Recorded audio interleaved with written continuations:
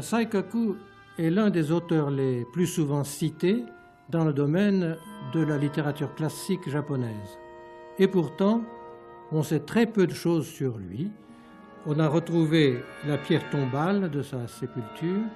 Ce qui est très drôle en réalité, ce sont des pseudo-romans réalistes puisque ça se déroule dans un quartier hors du monde. Toutes les histoires commencent lorsqu'on arrive dans le quartier des plaisirs. On voit, il traverse la lande, il y a une espèce de terrain vague, en quelque sorte, de lande qui est la limite entre la ville et le quartier des plaisirs. Tout ce qui est au-delà de la lande ou du remblai aussi, qui indique une espèce de digue qui entoure ce quartier du plaisir, tout ce qui est au-delà, c'est le monde réel, comme on dirait dans l'internet, in real life. Mais on a très peu d'aspects, sauf lorsque la personne, le héros ou l'héroïne, deviennent termites ou bien pour une raison ou pour une autre, doivent quitter la ville. En général, lorsqu'on quitte le quartier des plaisirs, ce n'est pas pour rentrer chez soi, mais c'est pour fuir le monde, d'une façon ou d'une autre, soit pour des raisons économiques, soit pour des raisons amoureuses, soit pour des raisons de vengeance. Là aussi, on voit quand même qu'on est dans un monde très, très artificiellement reconstruit, et là aussi, il y a certainement une idée de Saikaku derrière.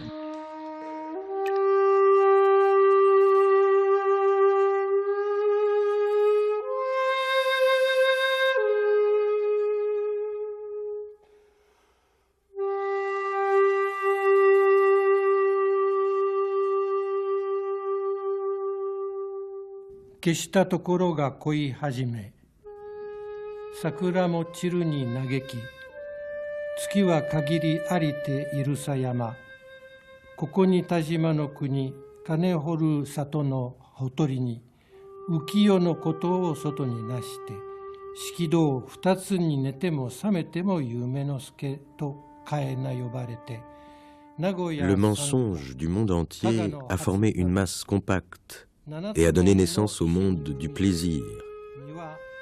Nul ne saurait passer une journée dans une maison de réception en disant la vérité. C'est le métier des courtisanes que de dire ce qui n'est pas. Cependant, le client qui se saigne à blanc ne cesse de se torturer l'esprit pour sauver les apparences. Les bouffons jouent au niais, la surveillante s'entraîne à prendre un air terrible, les apprentis font semblant de ne pas dormir, la patronne se force à rire, l'intendante répond à côté, la vieille grand-mère toute croulante surveille discrètement les flacons de saké. Quant au patron, il n'a en tête que la situation financière du client. Il est amusant d'observer la variété des métiers en ce monde. Cependant, on ne voit personne renoncer aux courtisanes tant qu'il peut encore mettre un fermoir de corail à sa bourse. Innombrables sont ceux qui ont été contraints de disparaître sans laisser de traces après qu'on eut percé leur jeu. Nous avons réuni ici, sans en laisser aucune, les destinées finales de tous les plus grands et les plus célèbres champions de la voie de l'amour, pour en faire une grande somme. Naniwa Saikaku, Shouju.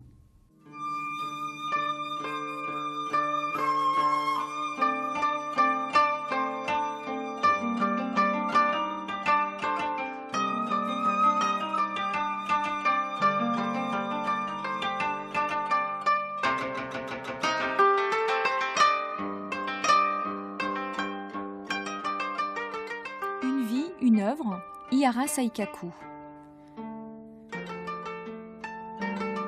Son plus célèbre roman, L'homme qui ne vécut que pour aimer, traduit aussi par Vie d'un ami de la volupté, met en scène un libertin bourgeois de l'époque d'Edo. En 60 ans, son héros aura connu charnellement 3742 femmes et 725 garçons. Saikaku est maître dans l'art d'être toujours là où on ne l'attend pas. Le prend-on pour un écrivain d'inspiration populaire détaillant le quotidien des villes et campagnes japonaises du XVIIe siècle, et on découvre une œuvre aux accents étrangement contemporains. Ses romans demeurent, drôles et légers, nous semblent-ils fluides et limpides, et se dévoile un virtuose capable de structurer son style à l'extrême.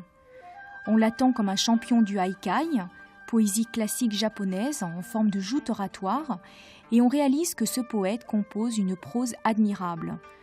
Reprenant des légendes bouddhistes ou shintoïstes, ce sont des histoires d'amour, des fables également, mais aussi des anecdotes édifiantes, des recueils d'histoires comiques ou des guides de voyage mêlant folklore et contes facétieux. Les personnages de son petit théâtre de comédie humaine, comme rapidement esquissés d'un trait de plume, sont parfois cruellement dénoncés dans leur cupidité, leur vanité ou leur souci des apparences. Pourtant, Saikaku se révèle empreint de compassion pour ses semblables, soumis à l'impermanence humaine et au piège de ce triste monde flottant. Croit-on qu'il nous dessine une satire sociale du monde des marchands, artisans, samouraïs, acteurs, courtisanes? Il ne fait que sonder les contradictions personnelles au fond de chaque cœur humain. Des textes qui lui ont été attribués pendant des siècles, parce qu'il les présentait lui-même comme provenant d'un tiers, on a voulu voir là un procédé du farceur, on découvre aujourd'hui seulement qu'ils sont effectivement de l'un de ses disciples, un moine pourtant habile dans son écriture. On le prend pour un écrivain libertin, voire érotique ou pornographique, et on trouve un hédonisme multiforme, nourri d'évocations, prétexte à sonder la vie des quartiers de plaisir. Le romancier passe pour un talentueux humoriste, mais que nous cache donc cette ironie ?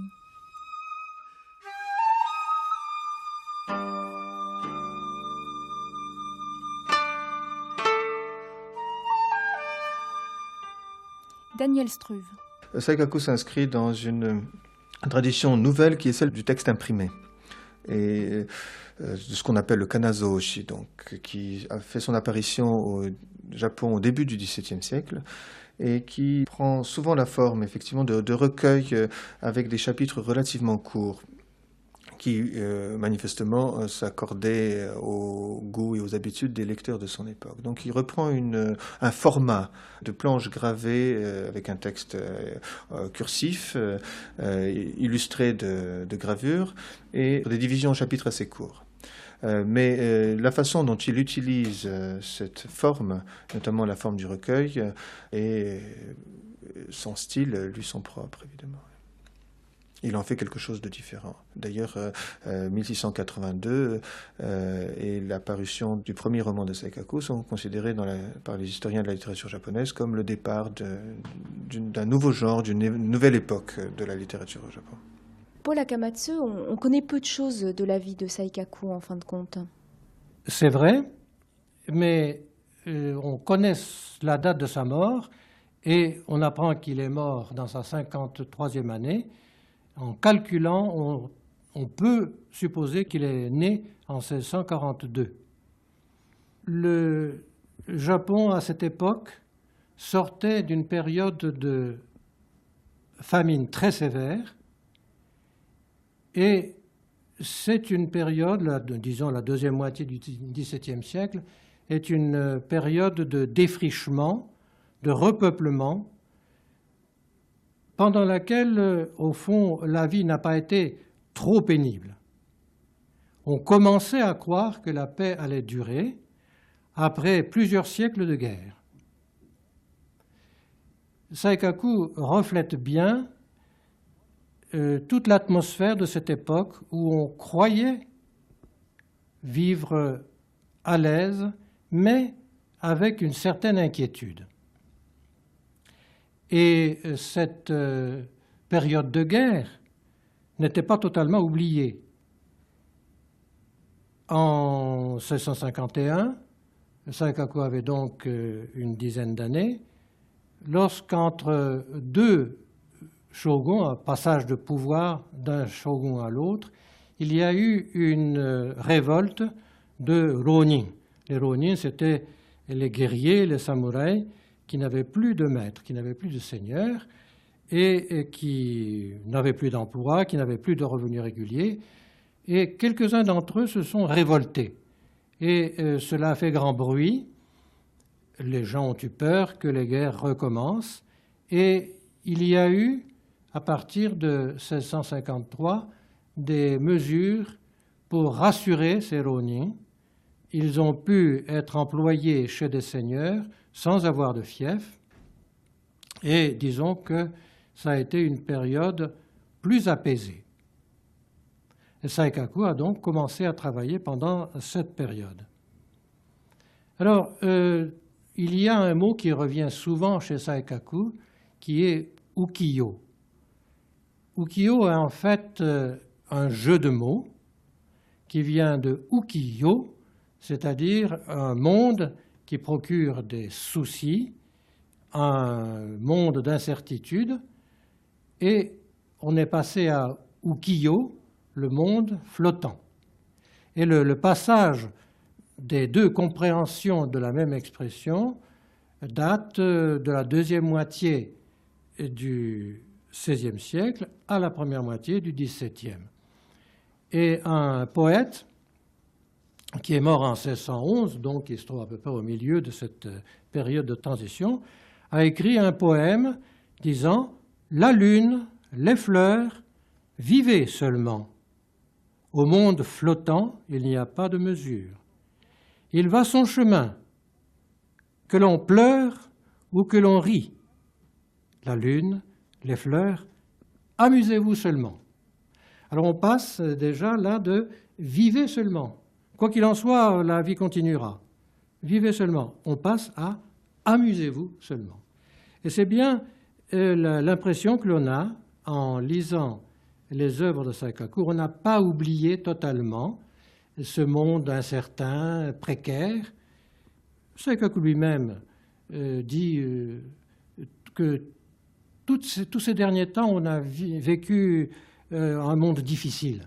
Et c'est très curieux de le voir écrire cela, mais les gens avaient une impression d'insécurité.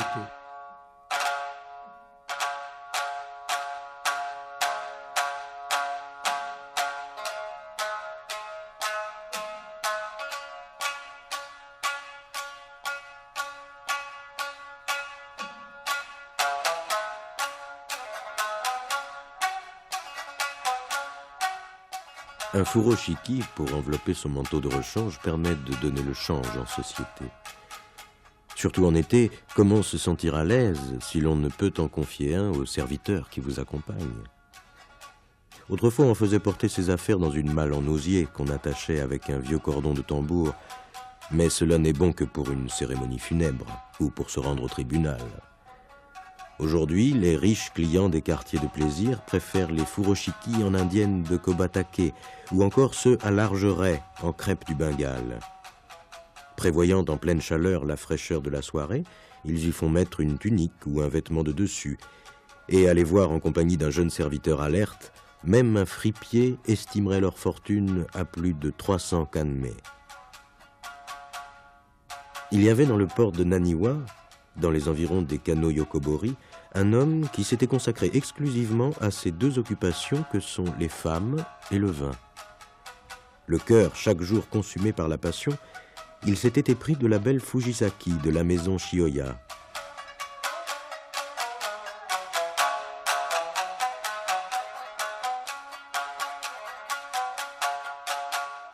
Est-ce que vous pensez que justement c'est parce qu'il a vécu à une époque d'une certaine prospérité qu'il consacre autant d'ouvrages à l'oisiveté et à la quête du plaisir? Que une bonne partie de ses œuvres soit consacrée à l'oisiveté, c'est vrai. Mais beaucoup de ses œuvres, qui ne sont pas encore traduites en français en tout cas, il rapporte beaucoup de préceptes moraux. Et au sujet de la richesse, par exemple, il dit il ne faut pas dépenser, il faut passer sa fortune à ses descendants. Autrement dit, on croit encore à la possibilité d'accumuler une richesse et de la transmettre aux descendants. Néanmoins, il raconte beaucoup de récits de déboires, des marchands qui se ruinent, des paysans qui vont s'amuser en ville et qui se ruinent également. Ces récits sont remplis d'exemples de ce genre. Et je pense qu'il ne faut pas croire que Saikaku est un auteur optimiste. Je pense au contraire que c'était un homme un peu sceptique, un peu blasé. D'ailleurs, il a perdu sa femme, qui était très jeune, comme on faisait à Japon à cette époque. Il l'a épousée quand elle était dans sa 15e année, n'est-ce pas? Et elle est morte pendant sa 25e année, en laissant 4 enfants. Et à cette occasion, il a composé 1000 poèmes en un jour. Alors, il a demandé aussi à des amis de composer des poèmes. Et après la mort de sa femme, il se lance dans une période où c'est une compétition, il faut composer le maximum de poèmes en un jour. Et il est arrivé, dit-on, à 23 300 poèmes, à 23 500 poèmes en un jour. Il y a des critiques qui supposent que ce nombre est gonflé. Cela étant dit, plus jamais personne n'a cherché à le battre. Après cette période d'exploit un peu vain, il devient un écrivain plus sérieux, disons.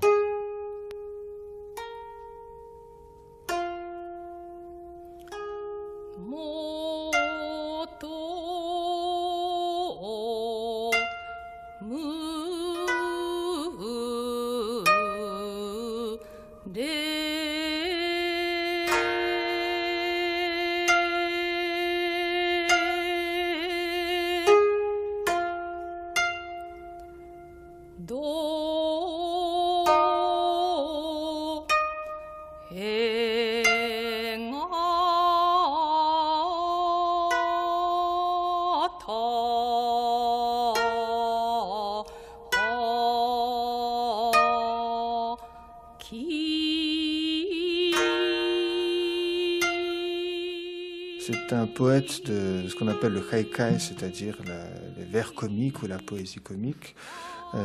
C'est donc quelqu'un dont on est à peu près sûr, dont on sait qu'il est d'origine marchande, mais qui a cessé d'exercer son métier de marchand à Osaka, la grande ville marchande de l'époque au Japon, pour s'adonner à cet art auquel il s'est initié apparemment dès son plus jeune âge, qui est le haikai, qui est supposé une immersion très approfondie dans la littérature classique et qui donne aussi une sorte de statut à ce personnage, qui est un statut en marge de la société, un statut relativement plus libre que celui des autres. Ayant perdu sa femme, il s'est retiré des affaires, il porte donc un vêtement qui apparente à un moine, même s'il n'est pas strictement parlé un moine ordonné, et il a mené une existence assez libre. Alors a-t-il beaucoup voyagé ou a-t-il observé le monde depuis Osaka? Nous ne le savons pas. D'une certaine façon, peu importe. En tout cas, comme maître de haikai, maître de vers comiques et représentant de la tendance la plus avancée de ce mouvement de la fin des années 70, début des années 80 du XVIIe siècle, il voyait certainement beaucoup de monde, il voyait beaucoup de voyageurs et sans doute s'est-il promené aussi, mais il pouvait aussi voyager en restant chez lui.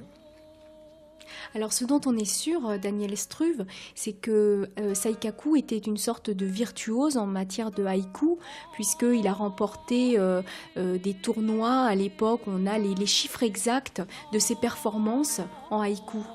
Oui, alors il y a un petit problème terminologique à propos de ces haïkus, puisque effectivement c'est le terme qu'on emploie aujourd'hui qui n'existait pas à l'époque. En fait, il s'agit de ce qu'on appelle les vers enchaînés, c'est-à-dire une forme qui s'est développée au Moyen-Âge à partir de la grande forme classique qui est le waka, et qui consiste à enchaîner des vers de respectivement 5, 7, 5, puis 7, 7 syllabes. Donc une personne prononce un vers, une autre en prononce un autre, les deux forment un poème complet, mais on continue pour arriver généralement jusqu'à la centaine. Ces vers enchaînés, d'abord sérieux puis comiques, c'est ça le sens du haikai, haikai renga, sont donc une des grandes formes d'expression de cette nouvelle culture centrée sur les marchands qui se développe au XVIIe siècle. Le haïku est un dérivé à partir du premier vers de chaque série. Donc c'est plutôt le haikai que pratique Saikaku, donc non pas ces poèmes très brefs que l'on prononce à telle autre occasion, mais plutôt cet art de l'enchaînement qui lui permet donc, en réunissant quelques amis, d'improviser une centaine, mais parfois plusieurs centaines, jusqu'à un millier de vers, ou bien, et c'est Saikaku qui était un petit peu le pionnier de cette pratique, s'adonner à des compositions solitaires, c'est-à-dire faire remplir tous les rôles, être à lui-même à soi-même une assemblée de poètes, et là il s'est lancé dans des sortes de défis en prononçant 1000 vers à l'occasion de la mort de sa femme, en l'honneur de sa femme, mais plus de 10 000 vers, et puis il serait arrivé à 23 000 vers, paraît-il, au cours de 24 heures. Un rythme si rapide que là il a été impossible de les noter.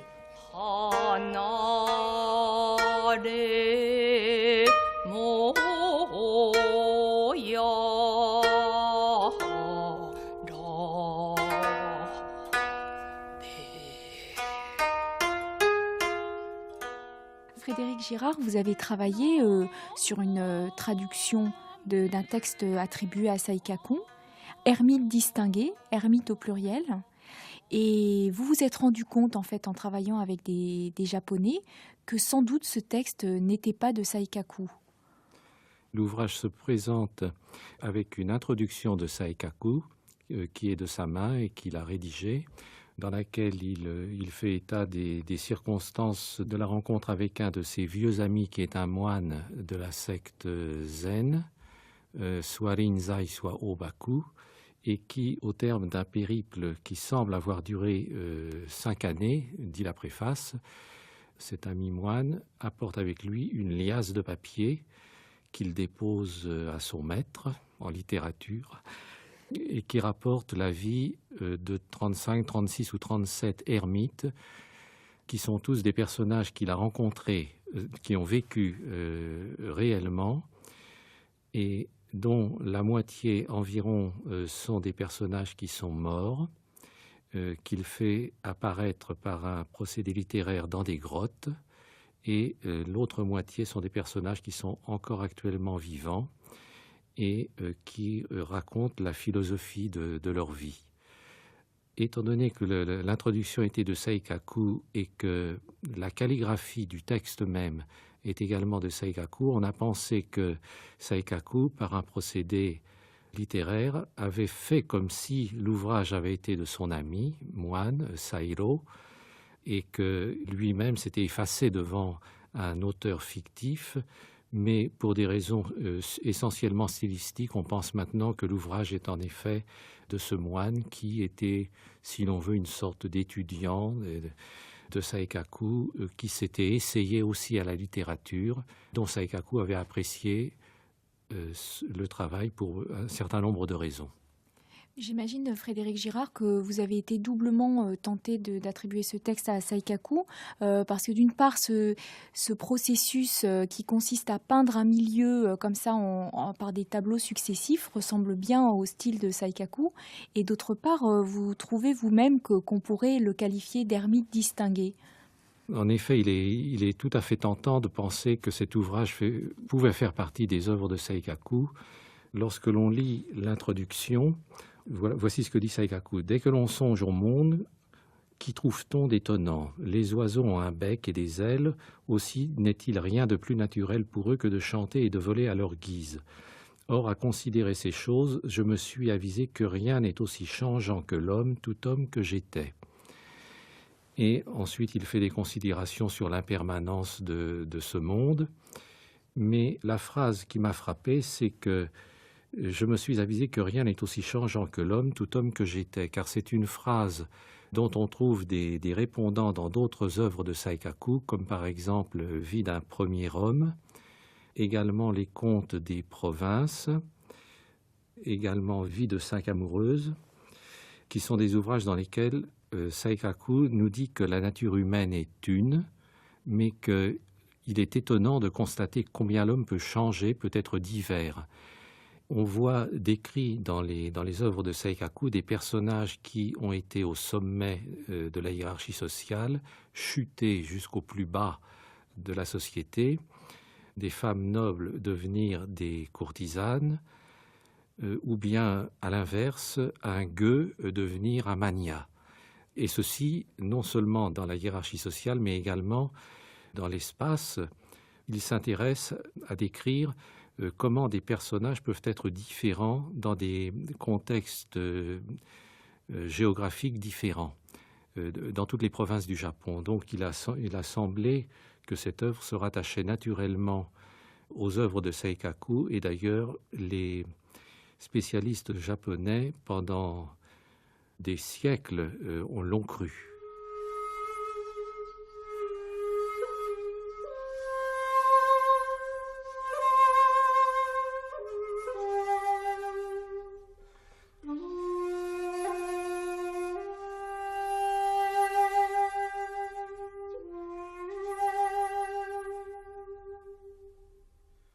Juste à ce moment-là, survint un bel homme, d'apparence douce, vêtu d'un kimono noir en taffetas doublé dans le même tissu, à blason de Kaga avec une petite poupée colorée qu'il portait par-dessus un vêtement mauve en crêpe de soie ourlée sur le bas. À son obi marron de Soden, plié sans entoilage, pendaient 2 perles de corail aux jolies couleurs. Il avait un grand sabre dans un galuchat de requin et des sandales de paille pour chausser ses pieds nus. Un serviteur au visage glabre le suivait en portant des sandales de cuir de rechange et une canne de chêne carrée.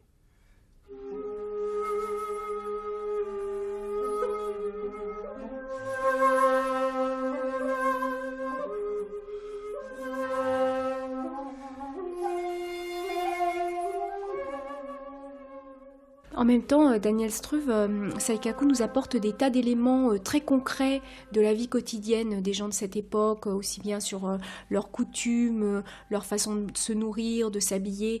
Donc à la fois, il apporte des éléments vraiment documentaires sur cette époque, mais parfois, dans certains de ses écrits, on s'envole vraiment vers des univers pratiquement fantastiques et d'une manière assez insensible. Oui. Saikaku sans doute vérifie cette loi qu'un génie n'est jamais un génie solitaire, mais représente, ne peut créer qu'en liaison avec son époque. Donc Saikaku est certainement une sorte de surdoué, de génie, et sa virtuosité le montre, mais il a aussi, d'une certaine façon, eu la chance de vivre à une époque privilégiée. Il n'est pas le seul grand créateur de cette époque. Il crée évidemment en liaison avec toute une pléiade de créateurs remarquables, et ce dans tous les domaines. On pense en particulier à tout ce qui se passe dans le théâtre à cette époque et qui est d'un intérêt très grand. Pour ce qui est de cette fantaisie, elle est un élément évidemment essentiel. Elle est par définition indispensable à toute œuvre romanesque qui, aussi réaliste qu'elle veuille être, a besoin de cette marge de liberté qui est celle de la fantaisie. Dans le cas de Saikaku, de ce mouvement de poésie comique au sein duquel il a grandi, elle est aussi sans doute due à l'influence très importante de la culture chinoise, et notamment du Chuang-Tzu, de ce grand penseur qu'on classe généralement dans le taoïsme, et qui est un des maîtres livres de l'époque, aussi bien pour Saikaku que pour Basho, et qui justement inspire aux gens de cette époque cette liberté, cette fantaisie, ce sens aussi de la caricature, de la déformation qui permet de saisir la réalité en brisant les façons de voir trop convenues, trop limitées ou habituelles. Alors, ce qui est aussi également très étonnant, Daniel Struve, c'est cet humour qui parcourt vraiment toute son œuvre. Alors, de temps en temps, elle se manifeste par des pics qu'il peut envoyer à certains de ses personnages, des petites réflexions glissées ici ou là, qui pourraient être cruelles, mais qui en fait s'avèrent souvent très drôles. Comment est-ce que vous définiriez son humour ? C'est-à-dire, il y a un petit débat pour savoir s'il fait vraiment une satire ou non une satire sociale de son temps. L'humour fait partie du vers comique, par définition. Le kaikai, c'est l'humour.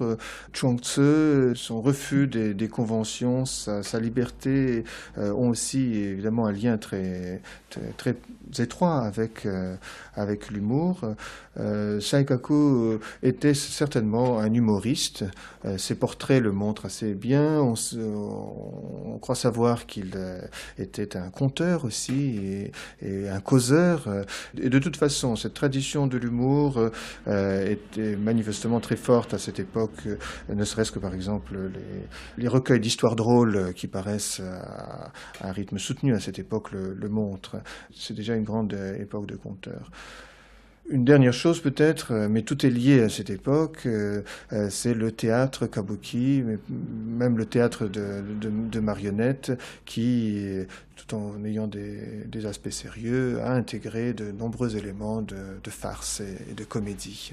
Saikaku était un proche de nombreux acteurs.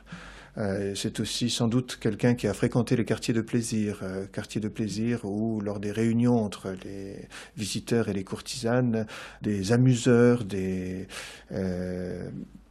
professionnels chargés d'animer l'atmosphère, d'animer la conversation étaient des personnages importants. Saikaku a peut-être même joué ce genre de rôle à certaines occasions.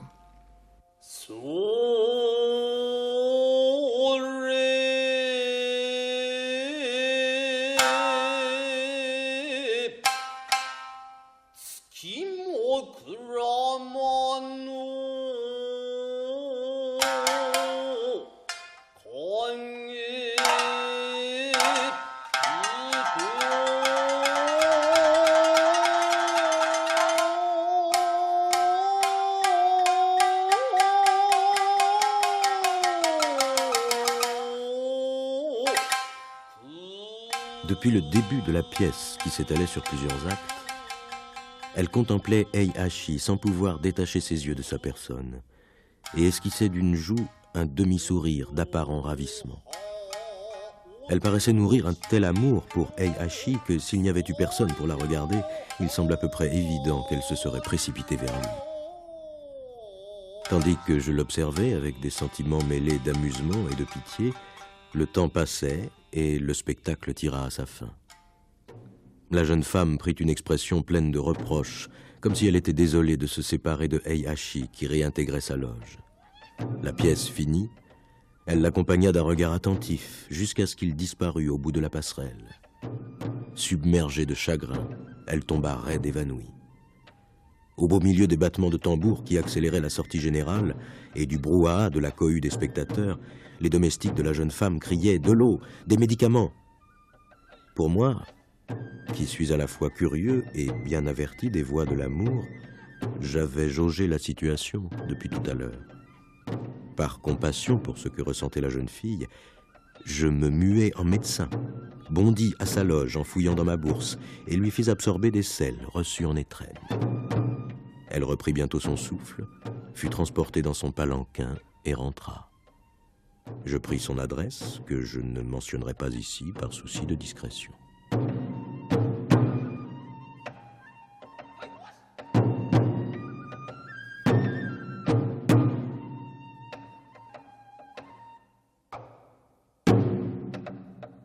Jean-Noël Robert, vous pensez que Saikaku ne fait pas réellement une satire sociale? Oui, je ne crois pas que ce soit son intention. Il y a des éléments satiriques, des remarques très mordantes qui apparaissent constamment dans son œuvre, mais son idée première n'était pas de faire une satire, c'est simplement de décrire la vie de ce monde flottant. Et par contre-coup, puisque c'est pris objectivement, c'est quand même un monde tragique. Enfin, il fait allusion plusieurs fois à des biographies, à des vies de courtisanes, donc des filles qui sont vendues à l'âge de 11 ans, 12 ans. Il sait très bien que c'est une vie épouvantable. Il décrit aussi, alors d'une façon qu'on pourrait peut-être penser un peu misogyne, l'espèce d'intérêt constant qu'elles ont à se faire entretenir par leurs amants. Et par contre-coup, vous avez des éléments satiriques. On voit que les courtisanes ne pensent qu'à faire renouveler leur garde-robe aux grandes fêtes annuelles, etc. Mais derrière cela, il y a cet élément qu'on aurait appelé en Occident de filles perdues, qui revient constamment. Ça, c'est à l'égard donc des femmes et à l'égard des hommes même, puisqu'il décrit remarquablement cette part d'artifice qu'il y a. On fait semblant de tomber amoureux. On sait que ce sont des prostituées, malgré tout. Mais il y a tout un élément qu'on pourrait appeler courtois, en quelque sorte. On fait une pseudo-cour, on fait des pseudo-lettres d'engagement, des engagements qui peuvent parfois devenir sérieux, mais quand ça devient sérieux, c'est toujours, alors pour l'homme, au détriment de la vie familiale et économique. Les hommes se ruinent, sont chassés de leur famille, sont reniés par leur père, et chaque fois qu'il y a ces éléments, évidemment, ça apparaît. Saikaku ne s'appesantit pas dessus, ce n'est pas du Zola, mais il le traite de façon si légère que ça passe pour satire en réalité. réalité, il y a vraiment une prise une réalisation de l'aspect misérable que tout cela a, d'un certain côté, mais en même temps, c'est quelqu'un qui devait être, enfin évidemment comme le montre son activité poétique, c'est quelqu'un qui devait être extrêmement sensible à tout cet aspect clinquant, délicat. C'est vrai, les sentiments sont très élaborés, les vêtements sont des vêtements de luxe. Il y a par exemple une scène assez amusante où une petite bande de personnes qui vont se promener à la campagne reconnaissent dans un ermitage la forme d'une petite cuillère à thé qui a été faite par un artisan de Kyoto très célèbre. Donc il y a ce décalage entre un univers de surface extrêmement raffiné qui recouvre un abîme de misère auquel il est parfaitement sensible. Et ça, c'est évident à mon sens. S'il ne s'agit pas de satire sociale à proprement parler, à votre avis, Jean-Noël Robert, quelle est l'intention de Saikaku à travers son œuvre ? Ça, c'est très difficile à dire pour l'ensemble de son œuvre. C'est vrai que, comme le montrent les divers romans qu'il a écrits, il semble qu'il ait voulu faire, alors excusez-moi, je m'engage un peu, mais il aurait voulu faire peut-être une sorte de réflexion romancée sur l'ensemble de la société de son temps. Ça, c'est tout. Et il y a un livre qui est consacré, le Nihon et Taikuda, dont je ne sais plus comment ça a été traduit en français, qui est un roman sur le commerce. C'est pas, enfin, un roman, c'est un bien grand mot, mais un recueil d'histoires concernant les commerçants d'Osaka. Donc c'est pratiquement ce qu'on appellerait maintenant une sorte de roman d'entreprise. Enfin, vous avez des recueils d'histoires concernant les guerriers, les amours virils et guerrières. Vous avez ce qui est en fin de compte le gros de son œuvre, ce sont ces recueils d'histoires concernant ou les courtisanes ou les femmes perdues. Et si l'on voit cela à la lumière de son activité poétique, ces haïkus qu'il a écrits, dont certains sont quand même très très beaux, il y a une idée peut-être d'embrasser le monde de son temps. Enfin, il est manifestement fasciné par l'activité parce qu'il s'occupe surtout des grandes agglomérations, des grandes cités, des grands quartiers. Vous avez le Yoshiwara, vous avez donc les quartiers des courtisanes, vous avez le quartier des commerçants. Il y a peu de descriptions de la retraite, par exemple. Et paradoxalement, l'un de ces livres dont on est à peu près sûr qu'il ne soit pas authentique, c'est-à-dire qu'il a été écrit par quelqu'un d'autre et qu'on lui a longtemps attribué, est un recueil sur les personnes qui se sont retirées du monde, mais dans le retrait élégant du monde, si vous voulez. Et ça, ce n'est pas de lui. Donc, on a l'impression qu'il est fasciné par ce miroitement de la société et qu'il voit quand même à travers et qu'il veut mettre en contraste cet aspect séduisant et ce qu'il y a derrière. C'est tout à fait vrai. D'ailleurs, on voit même dans ces romans concernant les courtisanes, on voit que l'élément économique est toujours présent. Si j'étais un peu, il y a encore une vingtaine ou une trentaine d'années où l'on faisait de l'économique avant tout, on pourrait presque dire qu'il cherchait à voir les liens économiques, financiers qui sous-tendent la vie. C'est très présent dans cette histoire de courtisane. Et alors évidemment, ça donne tout de suite un élément, une résonance un peu satirique. On a d'ailleurs aussi décrit comme un réaliste social. C'est pas une interprétation fausse, mais il y a aussi en même temps tout cet élément poétique de saisie de l'instant. C'est peut-être ça aussi. Ce qui le rapproche du poète de haïku qu'il était aussi, c'est cette espèce de... Vous savez que dans les haïkus, enfin dans la poésie japonaise en général, l'un des éléments sensibles, l'un des éléments de la beauté du poème, c'est justement cette espèce de saisie de la beauté fugace d'un paysage qu'on sait immédiatement, qui sera immédiatement caduque, qui sera perdu très bientôt, et c'est dans ces 5 lignes ou ces 3 lignes, selon qu'on fasse des waka ou des haïkus, qu'on essaye de saisir cette beauté, tout en sachant qu'elle va disparaître, qu'elle repose aussi sur des éléments qui ne sont pas beaux, qui sont peut-être tragiques même, mais il y a quand même cette beauté de surface qu'on saisit. Il y a certainement ça chez Saikaku aussi, enfin, c'est à mon sens.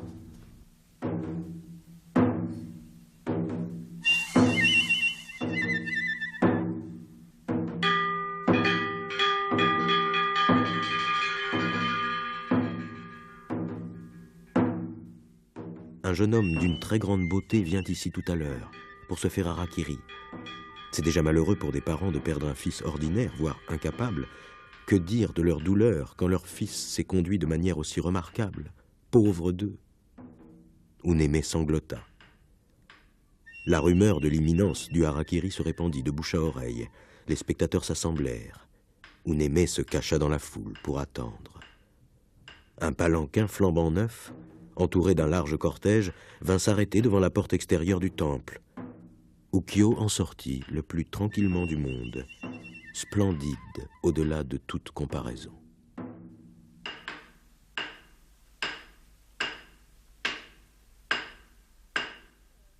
Paul Akamatsu Saikaku donc fait preuve d'imagination dans toute son œuvre, tout en restant quand même assez proche de la réalité de son époque. Mais un certain refus des conventions l'amène à avoir une approche bien à lui, par exemple des questions religieuses ou par exemple du rapport à la mort et à la mort volontaire en particulier. Oui, le domaine de la mort volontaire, à cette époque, disons que le sujet du double suicide, les deux amoureux qui se suicident ensemble, c'est un thème qui peut-être commençait à être utilisé.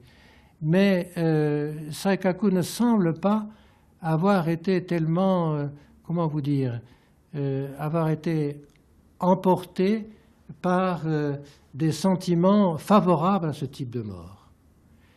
Il y a en tout cas une scène qui le représente, où il voit des jeunes gens qui meurent pendant la nuit, et qui meurent ensemble, entre amants, et il trouve ça extrêmement dommage.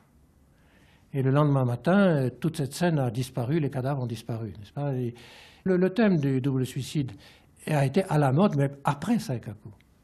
En ce sens, peut-être que Saikaku n'allait pas tellement dans le sens de la mode de son temps. Et on peut dire un peu la même chose de l'homosexualité. Et il ne voyait sans doute pas le mal dans l'homosexualité. En tout cas, pendant les guerres, les guerriers prenaient des habitudes d'homosexualité. Et puis, du vivant de Saikaku, la représentation théâtrale était de plus en plus contrôlée. Et les femmes ont été exclues de la scène. Ensuite, on faisait jouer ces scènes par de tout jeunes garçons. Et on les a également chassés de la scène.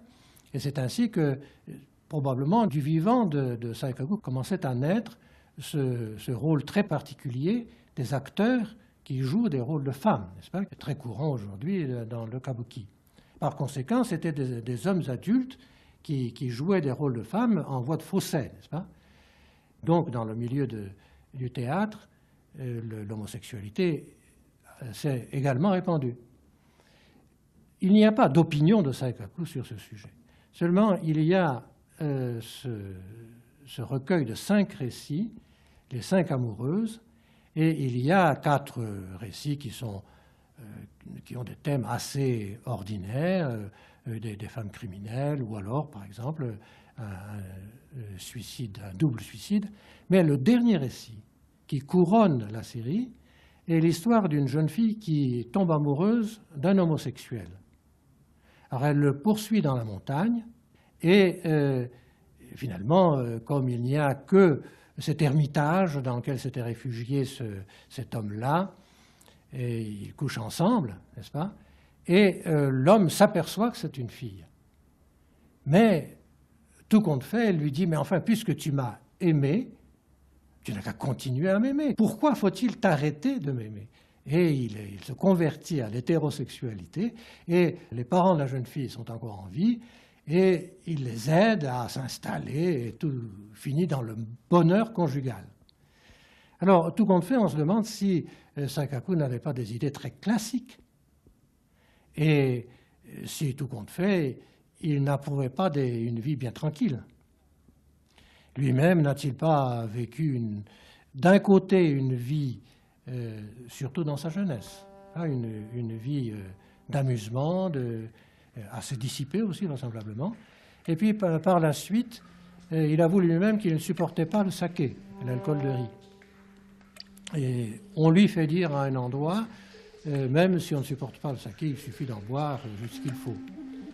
Mais 12 ans après sa mort, ses amis se réunissent et dans un recueil commémoratif, C'est quelqu'un, elle le représente servant les meilleures choses à ses invités, car lui-même ne pouvait pas boire de saké.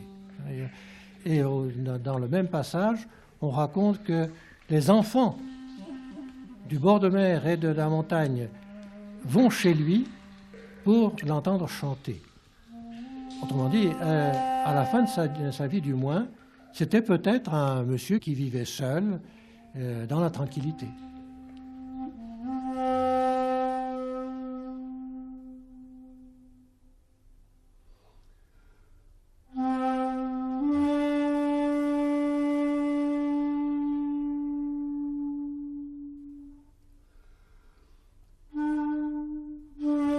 Dans ces textes, Jean-Noël Robert, on voit bien que Saikaku cherche à plaire à son lecteur. D'ailleurs, ça lui sera reproché. Il essaye d'en faire un petit peu son complice.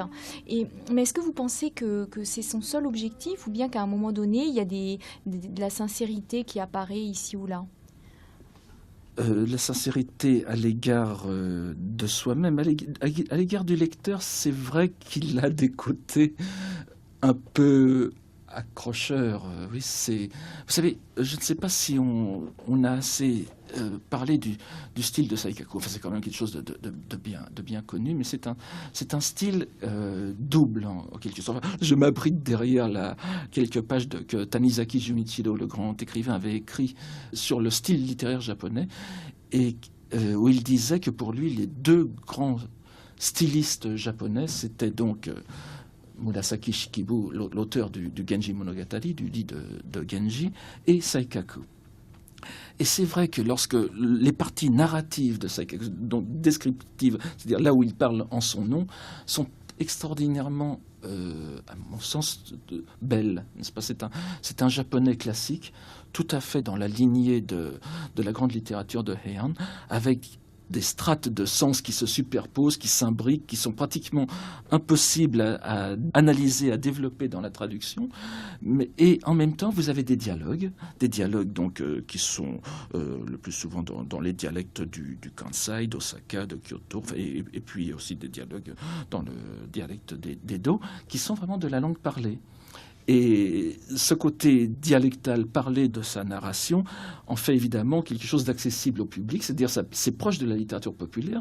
Donc il y a une immédiateté d'accès pour le lecteur qui n'est pas trop sophistiqué.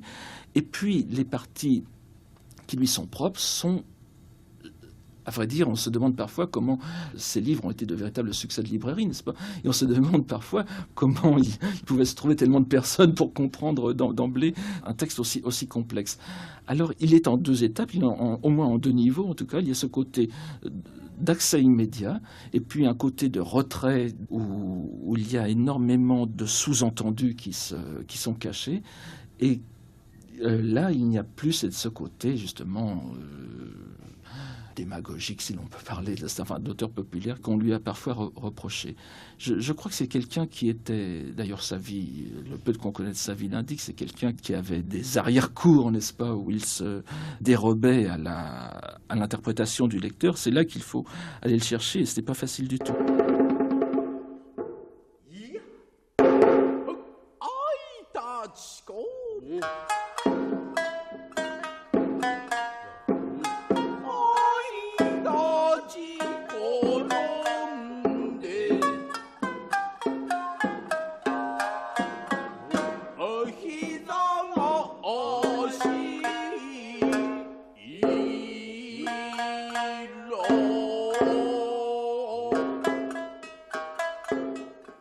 Spectacle changeant de ce triste monde flottant. Pour le début de la saison théâtrale, Arashi Saburoshiro, parti comme un rêve au soir du 27e jour du dernier mois de l'année, fut remplacé par Fujita Denkichi, sa réplique vivante.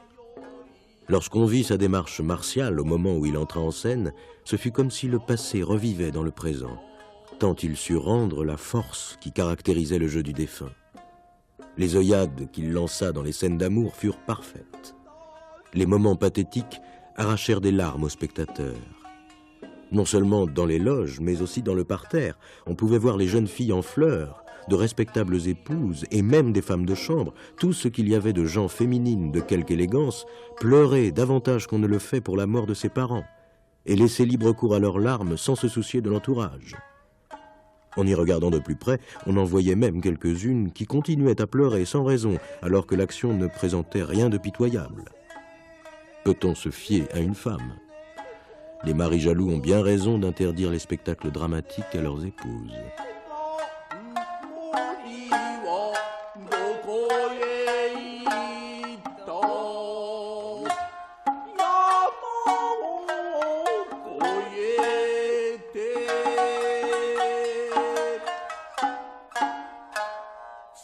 Un petit peu dans tous les univers qu'il nous décrit, aussi bien chez les marchands, chez les samouraïs que dans les quartiers de plaisir, on voit bien que malgré son humour, tout ce monde flottant qu'il décrit est fait sur un fond finalement très triste, très pessimiste. On a l'impression qu'il y a une certaine mélancolie à travers toute son œuvre. Oui, et qui se renforce peut-être avec le passage du temps.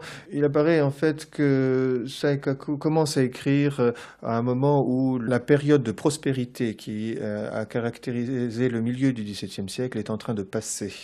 Les conditions économiques deviennent plus difficiles. La grande époque des quartiers de plaisir se situe plutôt dans les années 60 du XVIIe siècle. Dans les années 80, ces quartiers amorcent un certain déclin économique. Donc, relatif déclin ou difficultés économiques, vieillissement aussi peut-être, et mélancolie personnelle, on ne peut que le supposer, mais il y a effectivement un fond de tristesse. Fond de tristesse aussi qui peut être lié à cette notion même du monde flottant qui est centrale dans cette œuvre. N'oublions pas que l'expression le monde flottant est une sorte de jeu de mots qui a deux significations. C'est un terme qui vient de la poésie classique. Ukiyo, c'est à la fois donc le mot flottant, mais c'est surtout d'abord le triste monde, ou qui peut être aussi lu comme l'adjectif, écrit comme l'adjectif signifiant triste. Donc, il s'agit des deux dimensions, la vie, l'animation, l'éphémère, les modes toujours changeantes, ce monde de la fête perpétuelle qui est le quartier de plaisir et d'une certaine façon la grande ville du XVIIe siècle, avec cette nouvelle classe montante et de plus en plus sûre d'elle-même qui est celle des marchands. Mais son envers, c'est cette tristesse d'un monde souvent dur, difficile.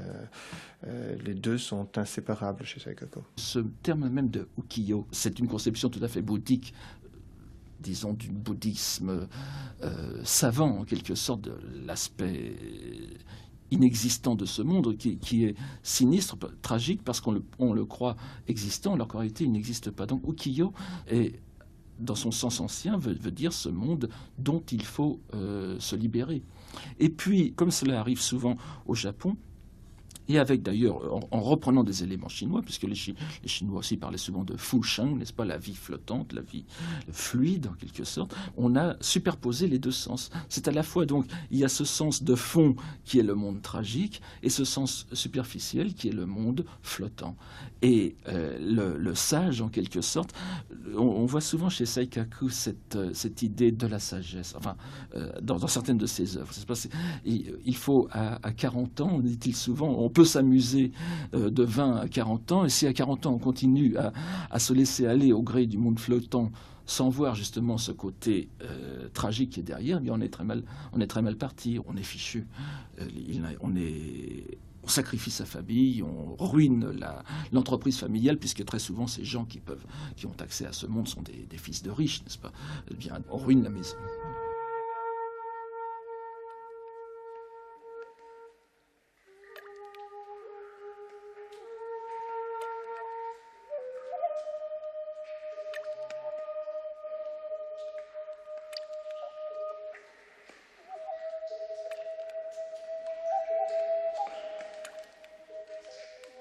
Il n'est rien de plus bas et dont les sentiments soient plus superficiels que l'être humain. Qui observe les hommes en voit qui perdent des enfants dans tout le charme de l'innocence ou qui voient mourir, jeune encore, une femme qu'ils aimaient pour la vie. Lorsqu'il leur arrive ce déplorable malheur, vous penseriez qu'ils voudraient de douleur incontinent quitter la vie. Mais au milieu de leurs larmes, on voit déjà poindre la bassesse du désir. Séduites par des richesses ou entraînées par de folles pensées, certaines épouses prêtent l'oreille à un remariage, alors que leur mari malade n'a pas même rendu le dernier soupir.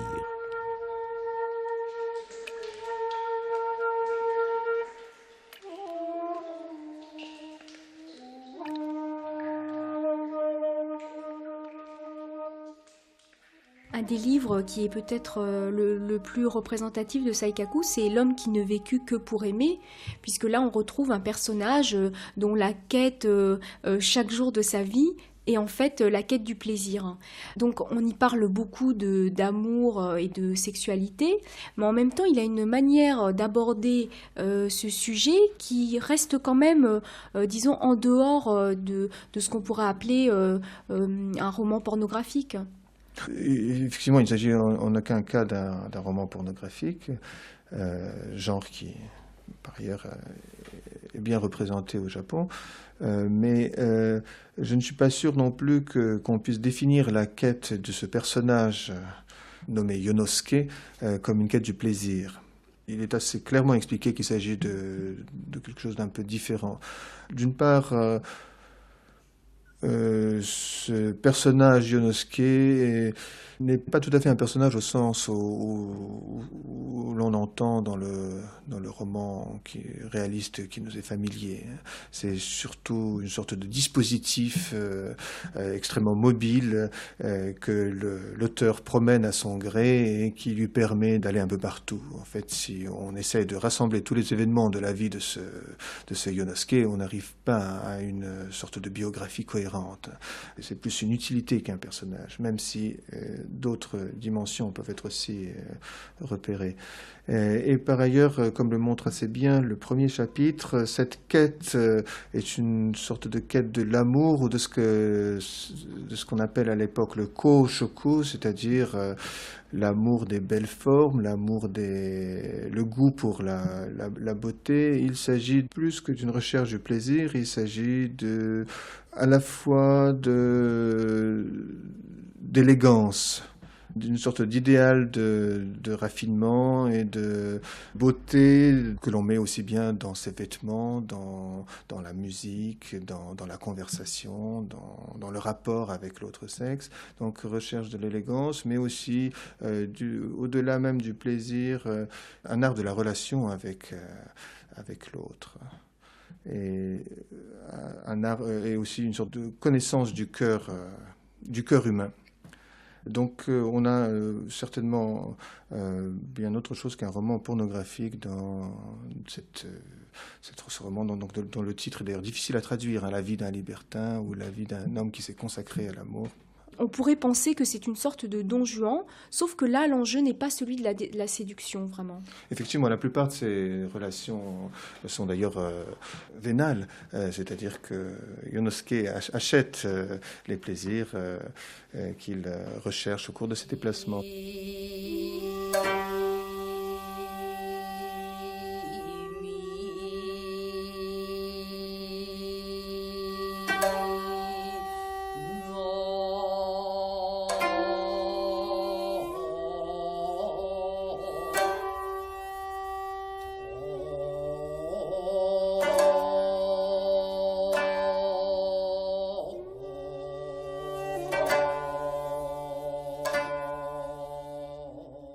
Sa manière de se lever et de partir était pleine de grâce.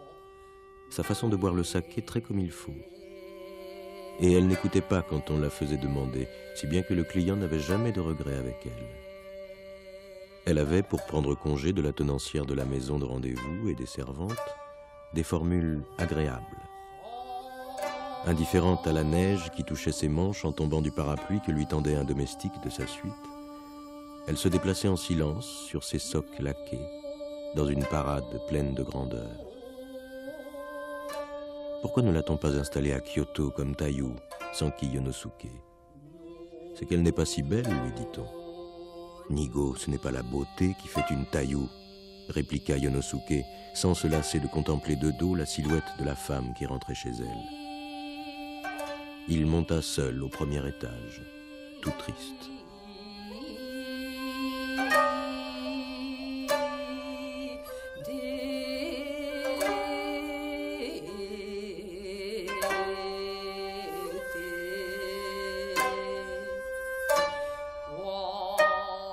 À l'époque de Saikaku, en tout cas, le monachisme japonais était déjà très laïcisé. Les moines se mariaient la plupart du temps. Vous n'avez pas très peu d'ascètes, de gens qui méditent dans les grottes comme au Tibet. Tout cela, on en trouve bien sûr au Japon, mais très peu. C'était un bouddhisme qui était déjà très dilué dans la société, d'autant plus que cette société japonaise avait ses règles, ses institutions, ses lois qui reposaient plutôt sur un code à la fois d'origine confucianiste et d'origine féodale, si vous voulez. Donc la moralité, l'ambiance il y avait certainement un bruit de fond bouddhique, mais ce qui régissait la vie quotidienne n'était pas bouddhiste. On retrouvait, il y avait des éléments de piété, bien sûr, mais la loi, si vous voulez, n'était pas bouddhiste. Donc c'est une doctrine extrêmement moins contraignante, d'autant plus qu'elle était étroitement imbriquée avec ce qu'on appelle le shintoïsme, n'est-ce pas, la religion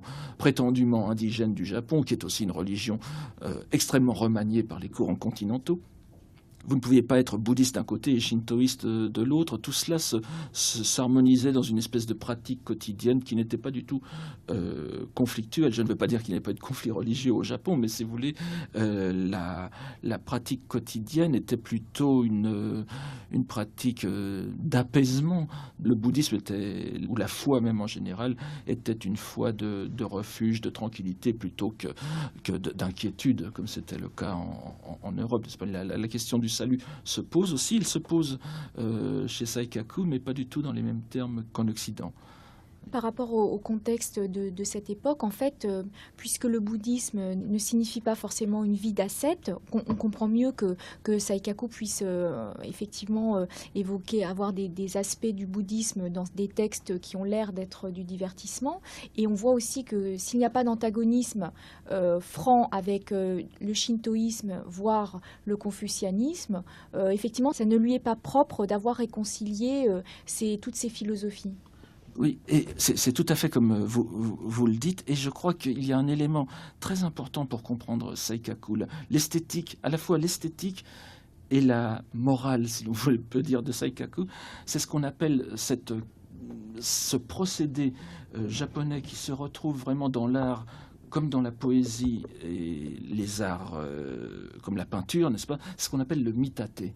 Mitate, c'est très difficile à traduire en français, c'est quelque chose comme l'élaboration, le passage à un niveau supérieur, en quelque sorte, d'un thème donné.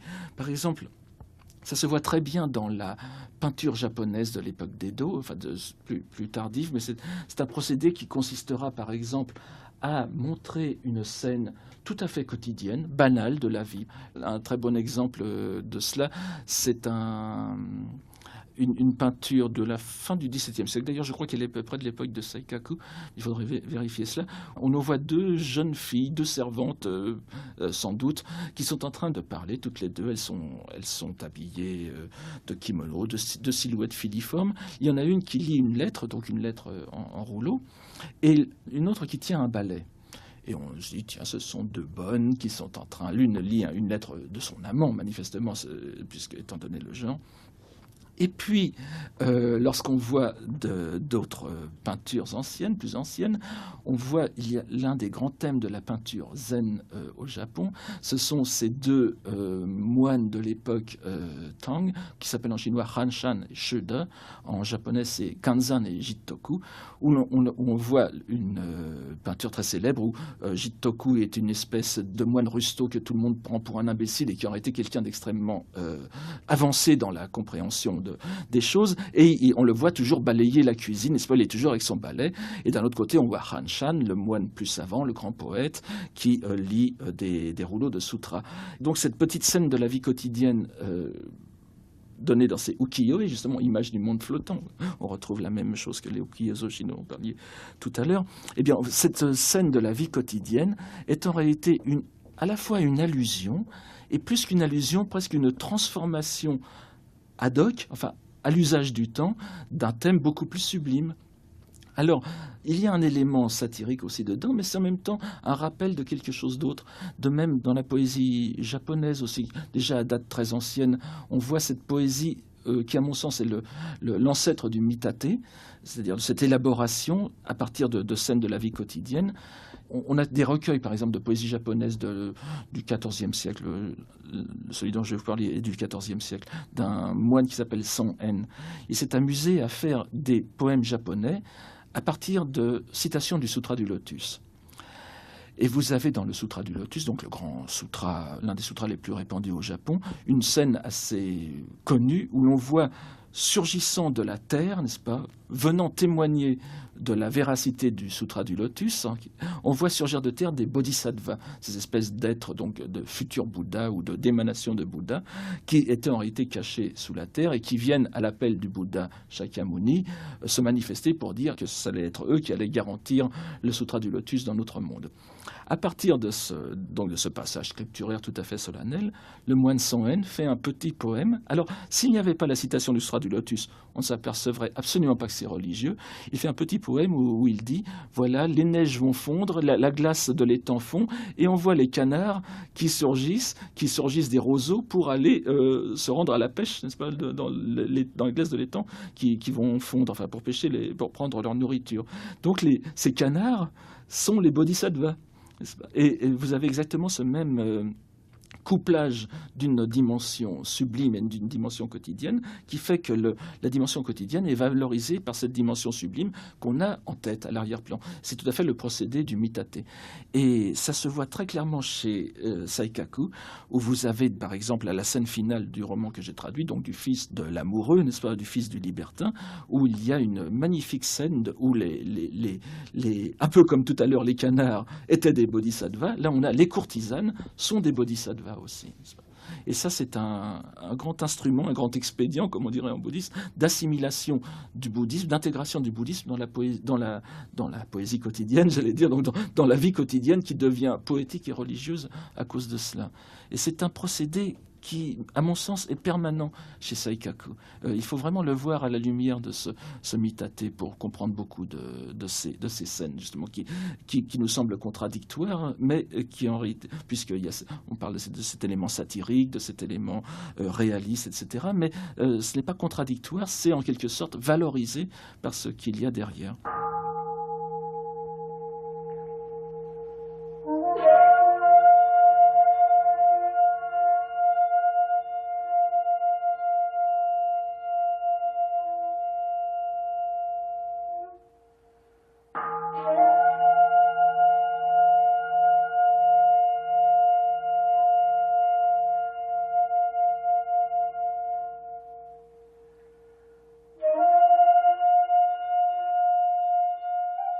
Le confucianisme voit le libertinage d'un assez mauvais œil, le bouddhisme aussi met en garde contre les attachements qui sont ceux de l'amour, mais nous ne pouvons pas évidemment nous attendre à des jugements moraux tels que ceux auxquels nous sommes habitués dans nos sociétés.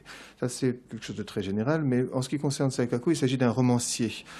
Donc, il ne s'agit pas de quelqu'un qui cherche à nous imposer un système moral qui serait le sien, mais plutôt de quelqu'un qui cherche à montrer quelles sont les valeurs morales qui ont cours dans la société, et même, et ça c'est bien le rôle de l'humoriste qu'il est, il cherche à nous montrer les contradictions, les conflits qui opposent les différents systèmes de valeurs qui coexistent dans la société.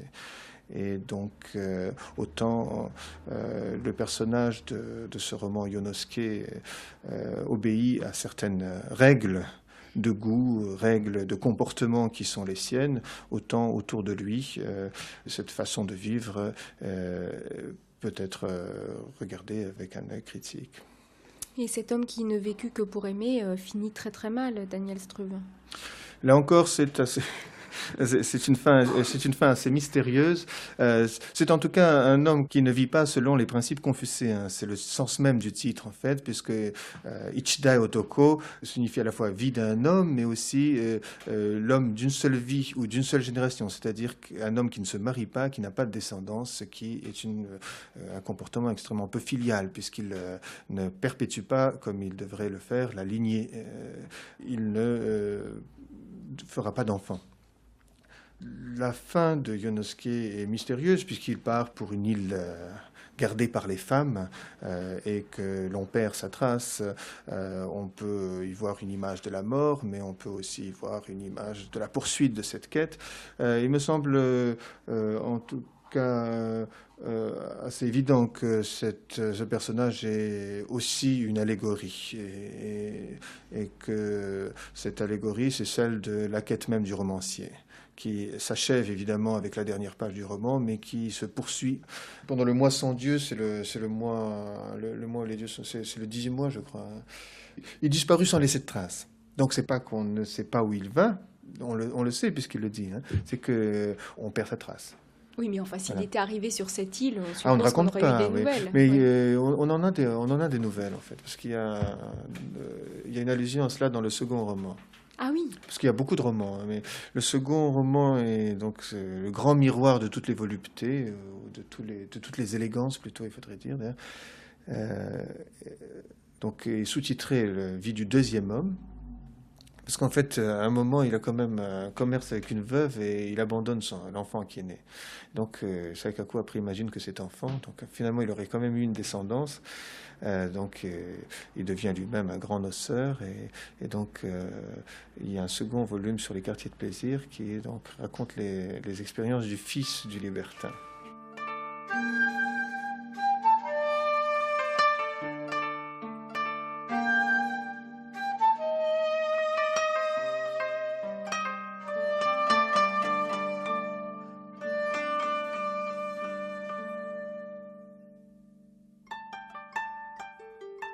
Ensuite, il invita 7 amis de la même eau que lui, fit construire à Enokojima, en Aniwa, un bateau qu'il baptisa Volupté, et qui battait pavillon de crêpe écarlate, à lui laissé jadis par la taillou Yoshino. Pour les rideaux, il fit abouter et coudre des kimonos, souvenirs de courtisanes qu'il avait autrefois fréquentées. Il fit tapisser les murs des cabines d'almanachs de courtisanes et tresser des cordages de cheveux de femmes. Enfin, dans la cuisine, il fit aménager un vivier de loches, conserver des bardanes, des ignames et des œufs, et placer sous le barreau de remise des godilles 50 jarres de stimulants, 20 boîtes d'aphrodisiaques féminins, 350 boules tintinabulantes, 7000 tiges de Hollande, 600 anneaux de concombre de mer, 2500 phallus en cornes de buffle, 3500 d'étain et 800 de cuir, 200 images érotiques, 200 exemplaires des contes d'Isée, 100 pagnes, 900 gannes de mouchoirs en papier, sans oublier 200 tonneaux d'huile de clou de girofle, 400 sachets de clavalier médicinal, 1000 racines d'inokozushi, du mercure, du coton, de la poudre de piment, 100 quines de goshitsu. De plus, il fit préparer divers accessoires de plaisir ainsi que quantité de beaux vêtements masculins et de layettes. À présent, je ne sais si nous reviendrons jamais à la capitale. Trinquons à notre départ, annonça-t-il.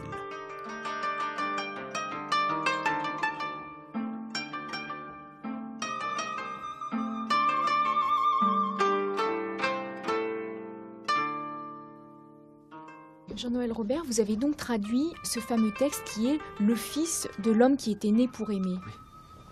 Il est recueilli par une riche famille de Kyoto qui l'adopte, qui en font leur fils adoptif, et jusqu'à leur mort, la mort des parents, qui le laissent indépendant vers l'âge de 14 ans. Et là, il va se livrer à la voie du plaisir, comme dit Saikaku à un moment, sans jamais voir la cuisine, n'est-ce pas? C'est-à-dire qu'il aura une vie privilégiée.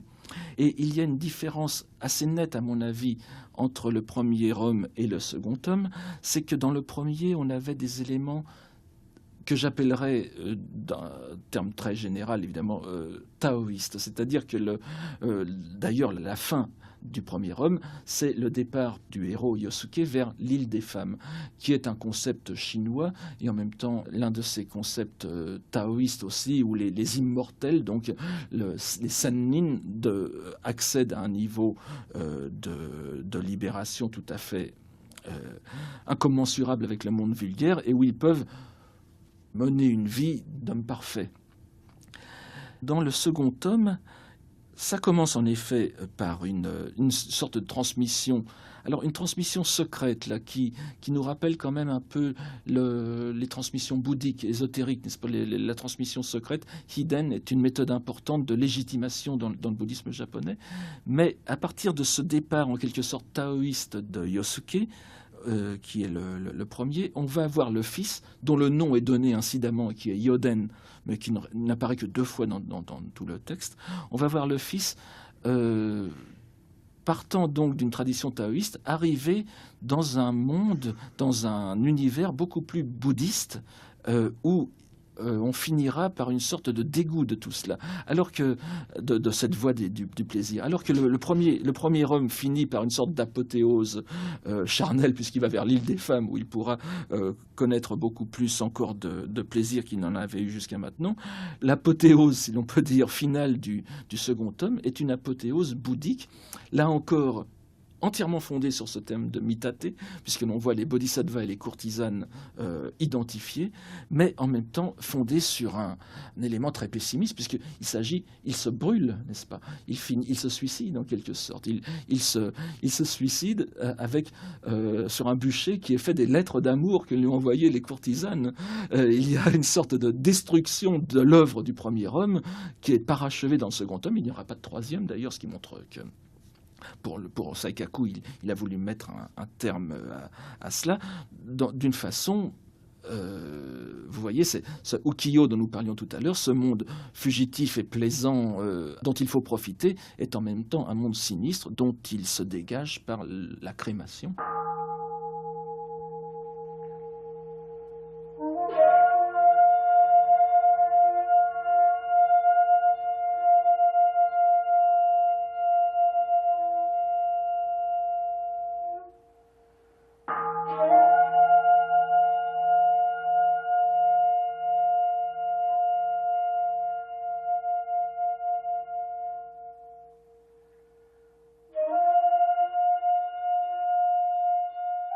Il a été un petit peu dénigré, notamment parce qu'il y a une certaine facilité d'accès à ces textes qui ont un côté léger, un peu ludique, justement avec cet humour.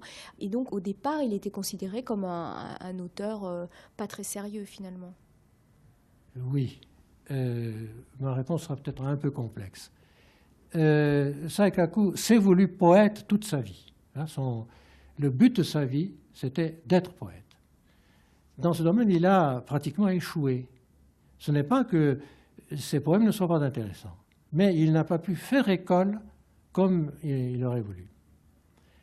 Et il se trouve que la première œuvre longue en prose qu'il ait écrite était le témoignage d'un homme. Le titre japonais, c'est Homme d'une seule génération. Et ça se dit d'un homme qui est mort sans enfant. Et cet homme s'amuse, n'est-ce pas ? Et ce sont ces amusements que Saikaku décrit. Cela étant dit, facile à lire, pas du tout. C'est sans doute, parmi les auteurs du XVIIe siècle et plus tard, l'un des plus difficiles à lire. Et ce n'est pas que son japonais soit facile à comprendre.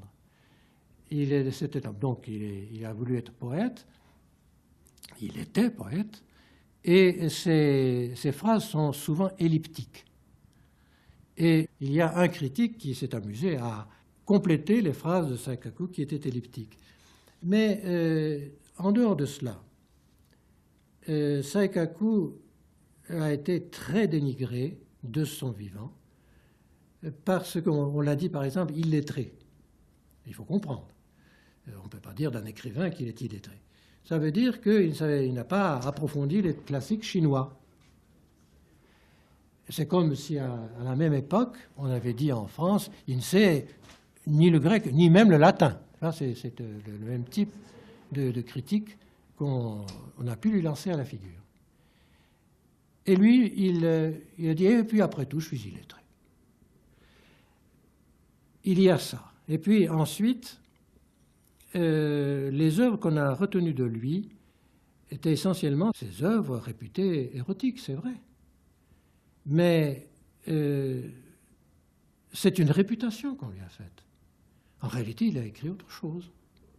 Il laisse transparaître certaines choses qu'il n'aimait pas. Il avait horreur de l'hypocrisie, c'est certain. Et il cite des paroles de Confucius, hein, et il transforme une phrase de Confucius en disant « Même si on écoute des paroles sublimes le matin, si on va au bordel le soir, à quoi ça sert ?» Et c'est une phrase de Confucius, attribuée à Confucius, transformée. Confucius avait dit « Si on écoute des choses sublimes le matin, qu'est-ce que cela peut faire si on meurt le soir ?»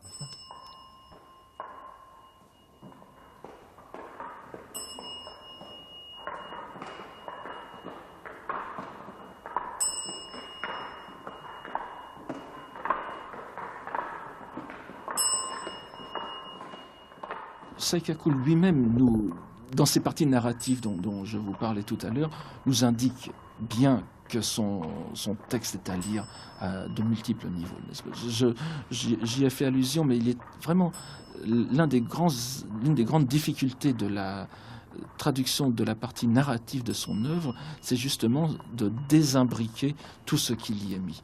D'ailleurs, je suis sûr d'être passé à côté de pas mal de choses. Heureusement d'ailleurs, parce que ça m'aurait, je crois que j'aurais complètement renoncé à traduire, mais c'est la perfection d'un art qui existe par ailleurs. Dans la poésie donc, médiévale, on a déjà cela, et on voit bien que Saikaku se situe tout à fait dans cette ligne. Simplement, il l'apporte à des hauteurs un peu difficiles d'accès pour nous. Mais en effet, c'est ce concept de l'ukiyo, justement, dont nous avons parlé, c'est cette multiplicité de dimensions qui fait qu'on peut le lire à beaucoup de niveaux, sans jamais se tromper, puisqu'on est toujours bien au niveau où l'on est, mais il faut toujours savoir qu'il y a quelque chose derrière. Déjà, dans le premier roman, on peut sentir cette tendance à créer des scènes qui forment une mosaïque. Et effectivement, parfois, on est à la limite de perdre le personnage, puisqu'il passe par des phases tellement diverses, de fortune, de misère, etc. Et effectivement, on voit bien que c'est un prétexte, mais l'unité, sans doute, il va plus loin dans ce procédé dans le deuxième homme. C'est en effet évident. Ça m'a d'ailleurs rendu un peu perplexe lorsque j'avais lu ce livre pour la première fois. Je me demandais vraiment... Vous savez, au début, je me demande si le lecteur japonais de l'époque était pareil, au début, on ne voit pas quel est le principe unifiant de ce roman. Est-ce qu'il faut en chercher un? Ça, c'est une autre histoire, mais il y a cet aspect éclaté qui est tout à fait singulier. Et en même temps, grâce à des procédés grammaticaux japonais, on peut en même temps penser que le protagoniste est derrière dans certaines narrations, n'est-ce pas? Ça, c'est, si vous voulez, un traducteur un peu à la personnalité un peu trop affirmée pourrait s'amuser à remettre le protagoniste dans les histoires sans trop bousculer le texte. Alors là encore, c'est toujours ce jeu entre la vérité de surface et la vérité plus profonde, mais l'impression générale de lecture est en effet une impression tout à fait impersonnelle, une absence de héros, de protagoniste. Oui, en quelque sorte, celui qui fait l'unité, c'est le lecteur. Certainement, ça c'est encore un thème bien connu du bouddhisme, c'est l'esprit qui contemple, l'esprit contemplant qui donne son sens à la multiplicité des phénomènes perçus.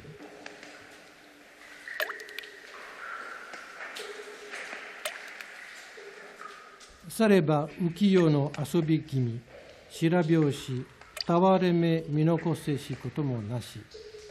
Ware o hajimete kono otoko domo, kokoro ni kakaru yama mo nakereba, kore yori nyogo no shima ni watarite, tsukamidori no onna o misen to ieba, izure mo yorokobi, 例えば人居してそこの土となるべきこと、たまたま一代男に生まれてのそれこそ願いの道なれと恋風に任せ、伊豆の国より日よりみすまし、天那二年神無月の末に雪形知れずなり抜ける。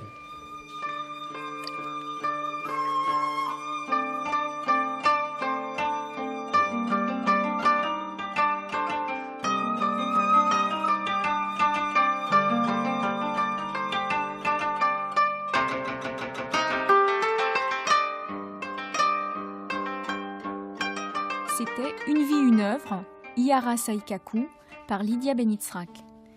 Avec Daniel Struve, professeur de littérature à Paris 7 et traducteur de Saikaku, Jean-Noël Robert, historien du bouddhisme japonais, école pratique des hautes études, Paul Akamatsu, historien, directeur de recherche au CNRS, et Frédéric Girard, chercheur en histoire du bouddhisme à l'école française d'Extrême-Orient.